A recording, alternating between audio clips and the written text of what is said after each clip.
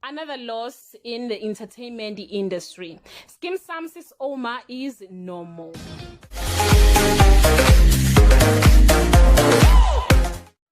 Everyone, welcome back to Sunny Live channel. Thank you so much, guys, for tuning in. Guys, this is Ouma, whose real name is Nokuzola Mlengana, born 1962 September 2018, Eastern Cape, is no more.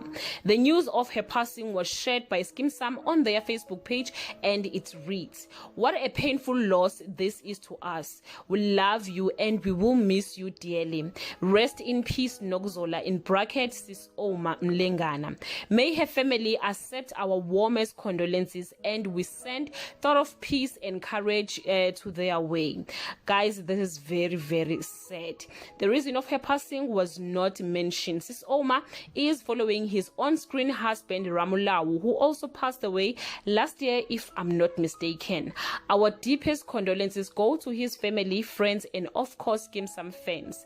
Guys, life is very short. This is very painful, but again, what can we say? We all have our own appointment day coming. When, how, we don't know. May her soul rest in peace. She will be dearly missed by all of us. Thank you so much, guys, for watching this video. See you on my next upload.